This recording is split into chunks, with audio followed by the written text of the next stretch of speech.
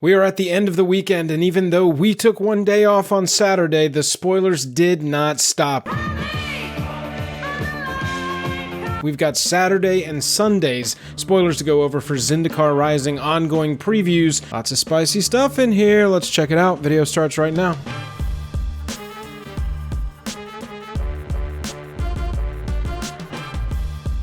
Special thanks to our Patreon supporters who power our channel. Check out our Patreon for monthly giveaways, exclusive content, and even a starring role in our fan fight series. Link in the description below. Hello and welcome to the day. Thank you for spending your time with us. Welcome back to another episode of Jake and Joel Are Magic. I am Joel. We're going to jump into the Zendikar Rising previews that happened over the weekend, but first, if you would go down there and hit that like button, hit that subscribe button if you like the video. By the end of it, really helps us out with just the click of a button. And special note, because tomorrow is the first Monday of the month, we will be choosing our September Patreon giveaway winners at end of day tomorrow. So if you're on the fence about joining our Patreon, now through the end of day tomorrow is a great time to join. The link is down in the description below.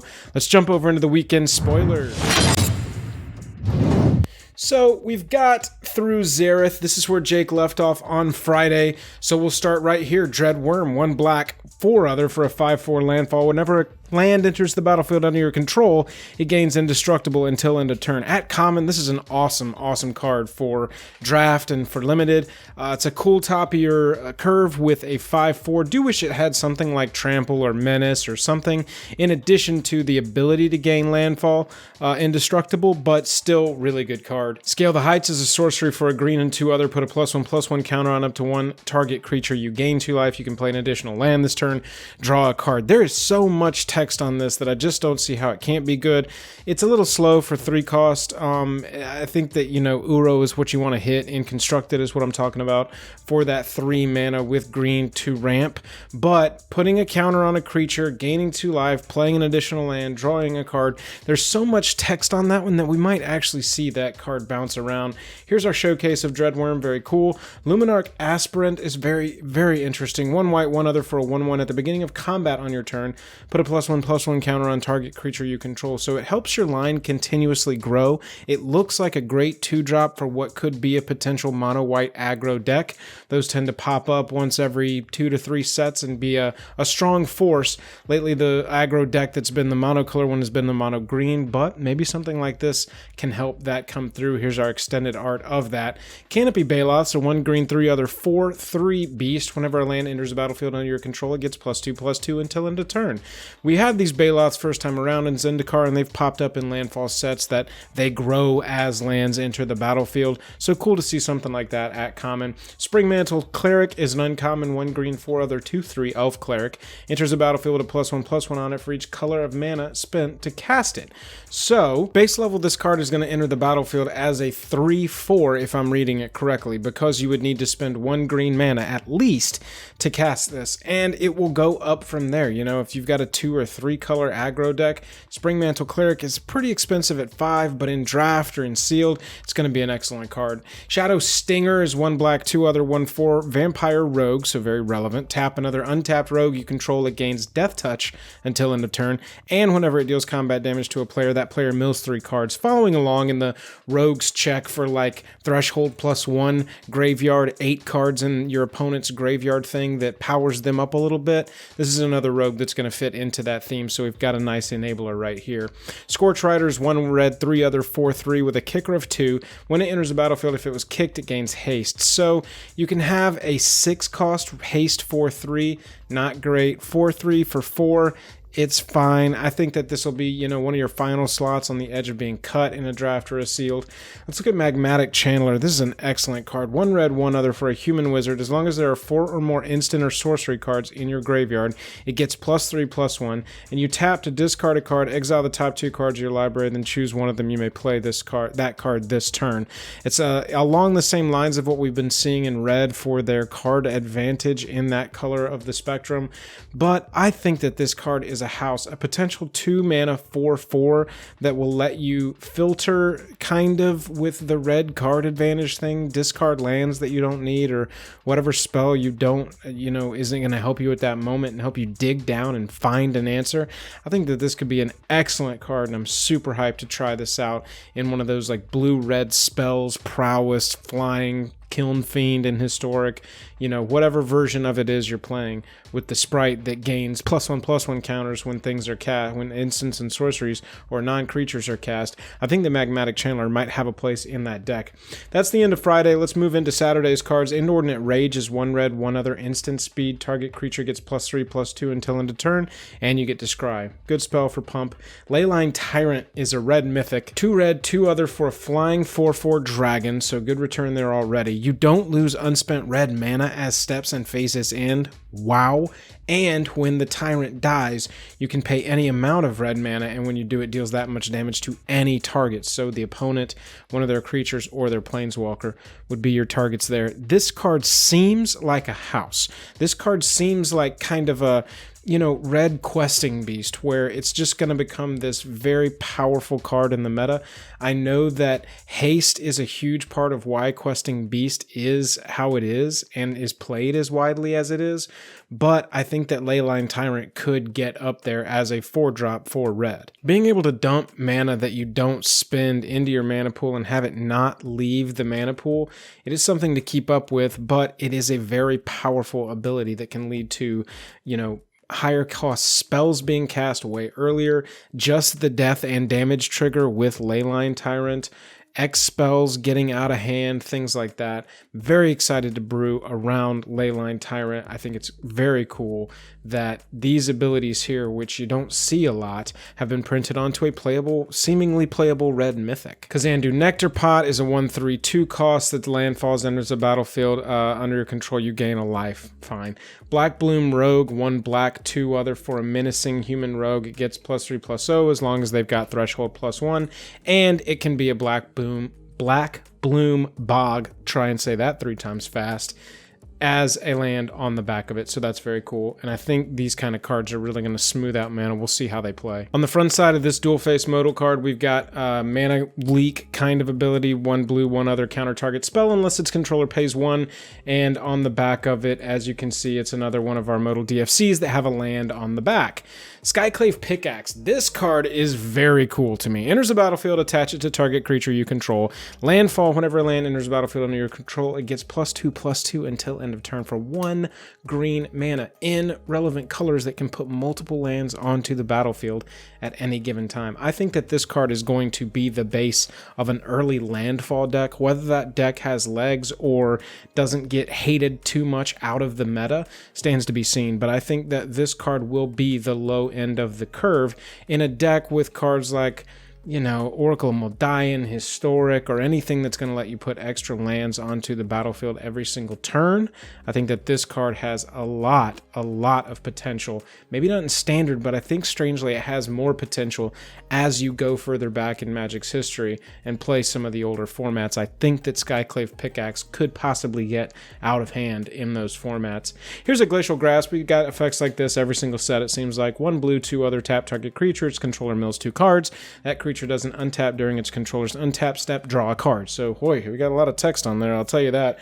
It is cool, though, to get that Frost Link's ability and cantrip yourself, and you get to mill 2 cards, so it can go towards like a rogue strategy if you're trying to fill up your opponent's graveyard. Veteran Adventure is a card that I knew we were going to get cards like this when we saw what party mechanic looked like. 1 green, 5 other for a human that's also a cleric, a rogue, a warrior, and a wizard. They have spec'd into every single class. They're probably a jack of all trades. They're not going to reach the end of their talent tree for any of these classes, and I hate that for them, but they're going to count for anything in any party. The spell costs 1 less to cast for each creature in your party, so up to 4, so we've possibly got a 2-cost 5/5 with Vigilance that also counts as any class that you need on the battlefield for your party. Here's our special art showcase, if you will. Skyclave Pickaxe, very cool. That's the one that I would want to pick up. Love these showcases in this set. So all we've got left here is Sunday's cards. Mind Drain is a 1 black, 2 other sorcery. Target opponent discards 2 cards, mills a card, and loses a life. You gain a life. Like Mind Rot, we are so far past Mind Rot with this card. This card does so much. It works you towards the mill strategy with rogues. They're discarding 2 cards, and it drains them for 1, and you gain 1. Not too shabby. Up here, as our Mythic comes into play, I think Jake told me they're called Bolt Lands on the internet right now. We'll see if that sticks. Our Modal DFC at Mythic that we know can come into play untapped for 3 damage onto yourself, so Bolt Land, is Turn Timber Symbiosis. This is our green, 4 other. Look at the top 7 cards of your library. You may put a creature card from among them onto the battlefield. No reduction. If no CMC less is what I'm saying. You may put a creature card from among them onto the battlefield. Drop the Eldrazi, son. Get it done. If that card has CMC 3 or less, it enters with additional +1/+1 counters to the tune of 3. Put the rest on the bottom of your library in any random order. This card is a house. I love this card. This is fantastic. The art is dope. Congratulations, Randy Vargas, on another excellent piece. The other side is a green mana that can come into play untapped if you want. And the tree has got dope art too. Congratulations, Randy Vargas, on your dope tree. Turn Timber Symbiosis is probably my favorite one that I've seen. I feel like it's got the highest upside because, again, you can go hit your Emrakul right onto the battlefield. Something ridiculous. Get your big creature.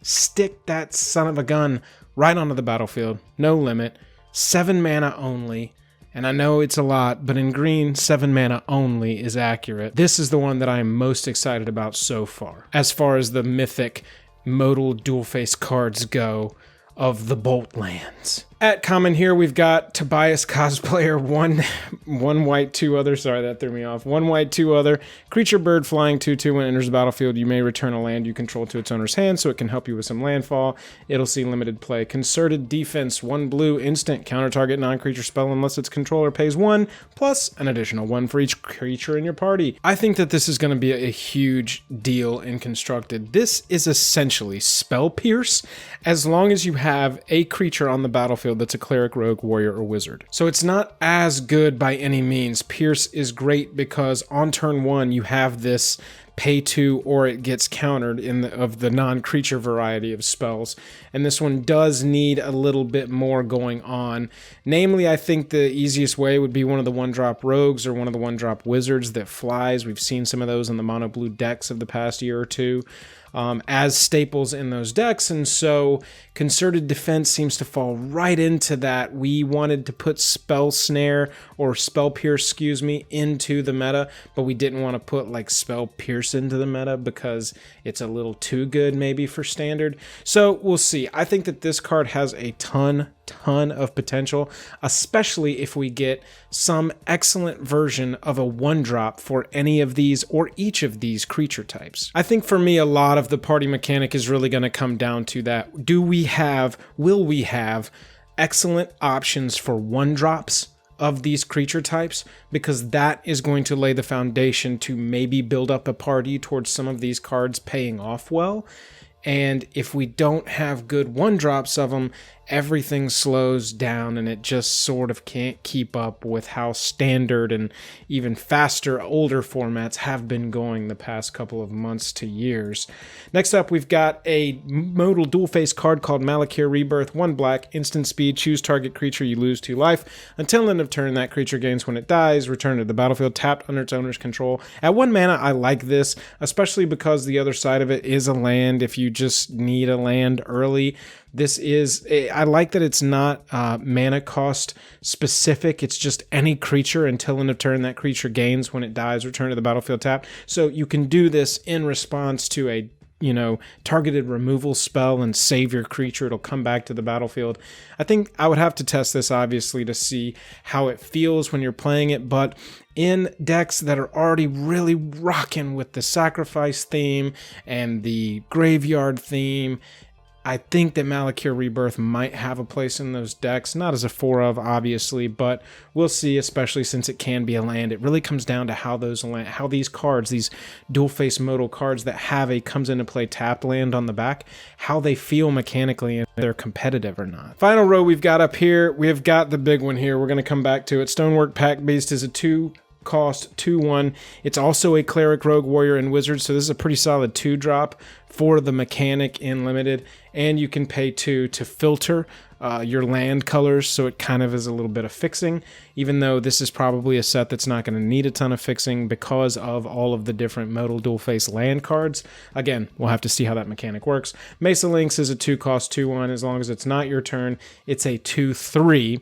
So let's talk about Scourge of the Skyclaves. I think this is going to be an excellent card. It is a mythic. It is 1 black, 1 other, so the mana cost is super competitive. When you cast this spell, if it was kicked for an extra 5, so 7 total, each player loses half their life rounded up. Scourge of the Skyclaves' power and toughness are each equal to 20 minus the highest life total among players. You want somebody to at least be at 19 when you play this so that it is a 1/1. However, as life totals go down, you will have a creature that will be more and more powerful every time. Things missing from this card: flying, trample, menace, something like that. Some avoidance would have been excellent on this, and I feel like that will be its eventual downfall if it doesn't stick in some competitive constructed format.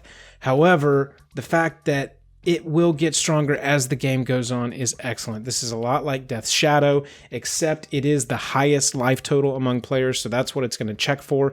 It hates playing against a life gain deck because what you really need is a deck built around this thing that lowers both life totals at the same time, because you would prefer for this to come in as like a 10-10 with both opponents being it, or both players being at 10, so that you get a ton of return of this off this. It's a very cool card that invites deck building in a very cool way, in a very different way, and I love that about it. I love this design space. I like when they have cards here that sort of flip the game on its head while not irreversibly damaging the core foundation of the game, kind of like Partner did, but does encourage a kind of deck building that is different from what the average mindset would be going into building a deck. Those are our weekend cards from Zendikar Rising. Let's close the book.